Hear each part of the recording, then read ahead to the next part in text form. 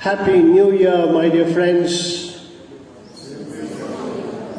and happy feast of Mary, the Mother of God. It was in a journey when I made to Tirupur. It was almost one day's journey. I got into the train the first week of December, and the train was half empty, and the people who were there in my coach all came inside, they all sat, and the journey was very silent. We looked at each other's face, nothing much to converse, nothing much to talk about. I looked into my phone, they looked into their phone, we slept, we got up. But when the train came to Vijayawada, a young couple got into the same place where I was sitting. They sat in front and the other 6 of them were also there. And when this couple came, they had a little child, a very young child, maybe about just 2.5 years old, but a very bubbling child, a child that was looking here, there, everywhere, and was smiling at everyone, and slowly started talking in her own language, Telugu, conversing with her mother loud, her father very loud. They were telling, keep quiet, but she kept on talking, and slowly she started talking with us. And when she started talking with us, we also started and making fun, laughing, joking, and all the other 4 people who were there were also in a way talking. Slowly the little girl came on my lap and she was playing, and then she was seeing my phone, and after that she went into another man's lap, another woman's lap, went one by one to every lap. Our journey became really wonderful. Our journey became really lively. And because this mother gave that child to us as we were journeying, till Vijayawada, our journey was like we were all with depth of under's faces and not looking at each other also. But this little child came, that bubbling child that came, and the mother did not say, no, my daughter, I cannot give her. No. She immediately gave the little child, and the child was so cool about everything. And this is exactly what you and I feel when we come to celebrate Christmas. Because we receive Jesus, and that Jesus, we know all that He has been doing for us. And Mary is there to give away Jesus to us. This is a true mother, just like the mother in the train. A true mother will always give that child so that we all can share that childhood of that baby and the motherhood of that child.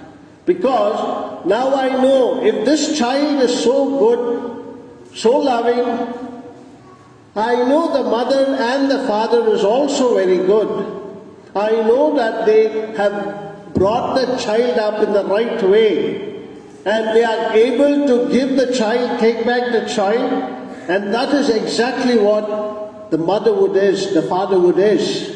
And this is exactly what Jesus also did when He was hanging on the cross. He entrusted His mother to us to be our mother, because she gave baby Jesus to us. Now He gives His mother. As she is loving, cared for Jesus, she also takes care of every beloved child of Jesus. And that is what we see in the first reading. Very clearly it says that all of you are going to be blessed. Blessed for what? Blessed because God the Father is going to send us His Son. Now when we know that He is going to bless us, the second reading, we clearly see that the woman who bore the child, And the Son of God is born under the law so that he can take the human nature and be part of us. And this is what Mary has done. She said yes to the message of the angel Gabriel. When she said, "May it be done to me according to thy word." Now we know that yes is not in the first beginning and thereafter it's over. No. That yes is till the time when Jesus surrenders her to the apostles. And to this very day, she keeps on saying yes to the Lord because she wants to save each and every one. This is the mother's love for each and every one of us, my dear friends.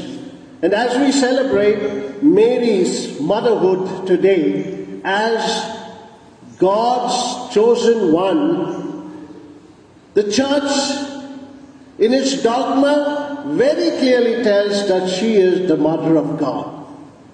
Now, if she is the mother of God, I will take you to three verbs that I see in the first reading, second reading, and in the third reading.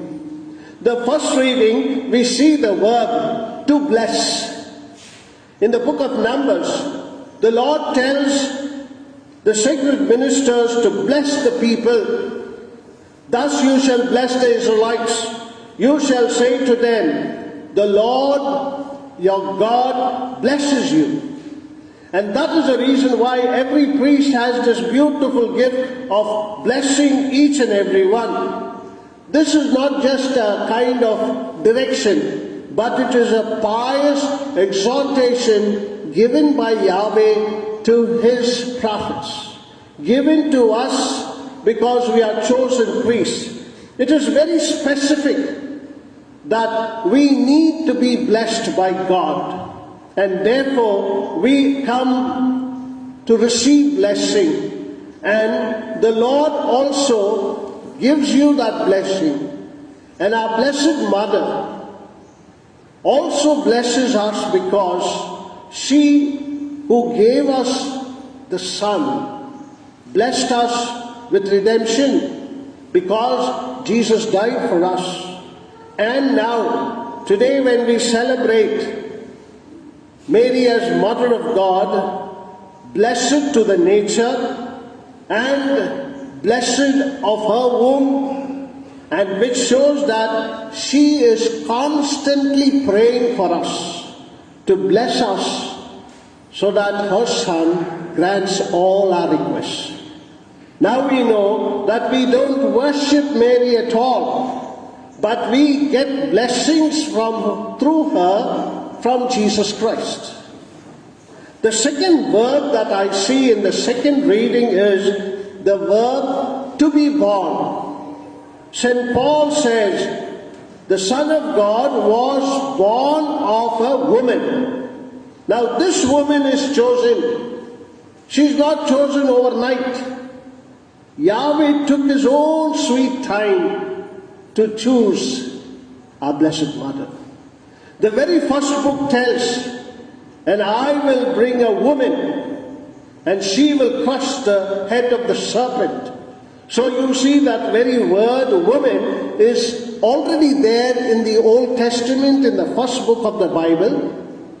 And we see in the last book of the Bible, book of Revelation, chapter 12, verse 20, "And she will crush the head of the serpent, because if she leaves her leg out of his head, the serpent will come and attack the children of God." Now we see very clearly that what Paul writes is that we are all born under the law, and therefore we keep the commandments. And this serpent, if she takes out the feet from the serpent, this serpent, the Satan, will attack all those who are obeying the law. Because we are under the law, we obey the law, and we keep the commandment, and therefore the serpent is waiting to attack us. But she is the one who is crushing it, and that is the woman whom we see in the first book of the Bible and in the last book of the Bible. Therefore, we see that the Bible very clearly tells about the woman. Then we see in the book of Isaiah, a woman, a virgin, will bear a son and he will be Emmanuel. Now it is only Jesus who, when he was asked to change water into wine, Jesus also says to Mary, "Woman, what is that concern to me and to you?" Now we see every aspect of the Bible that not much is painted about Mary as the mother of God. But it is only on the cross where Jesus has the authority to say, "Son, this is your mother." This is important for us to know. In all the Bible, not much is painted about Mary, but Jesus Christ, who clearly says, "This is your mother." That is why we take her as a mother of God. That is the reason why we come to celebrate the solemnity of Mary, the mother of God. When I see that she is the road that God traveled in order to reach us, the road in which God traveled through Mary to reach us. God came to us through Mary because she brought Jesus into this world. And the road that we travel today with her will make us reach Jesus. And that is why the church gives us Mary, the mother of God, so that we can walk with her in that road to reach God. That is the ultimate. The third verb that we see here in the gospel is, the verb is to find. The shepherds went in haste and they found Mary and Joseph and the child. This is the greatest blessing, the blessing of the angels upon these shepherds who were in a cold winter night warming themselves, and there the angel Gabriel comes and says, "The child is born." And when they hear this, they find God. And this is what you and I will do. To listen to the little angels that we have in our lives, so that we may find God in our lives, so that we may glorify God in our lives. What did the shepherds do when they found Jesus? They went back praising and glorifying for all that they have heard and seen. You and I have been hearing and have been seeing the wonders of God, and therefore, if the angel has allowed us to come to God to celebrate, then you and I become again the messengers of Christ, so that we become witnesses. What about ourselves today? What are we called to find at the beginning of this year? We are called to find some time, because year after year you are given another year and you receive so much time. We, in a way, don't use this time preciously. Time is a treasure, and that is the reason why we have to possess it. And this is a new year for you to be given, so that you may spend time, as Pope Francis says, to listen to the elderly one who have the guidance to help us, to lead us, to listen to the sick and the suffering, so that we can be a help or a healer, to listen to young people who are caught up with various things in this life, that we may be of help to them, to listen to little children who have so many unanswered questions, and above all, my dear friends, to listen to the church, to listen to the poor, so that we have time given for this year to listen. Let us ask God for this grace and find time for God for our brothers and sisters. This is love. Therefore, let us thank the Lord for all the endings that He has given us for the year 2021. Let us glorify the Lord for all the new beginnings that we are going to have in this new year 2022. Amen.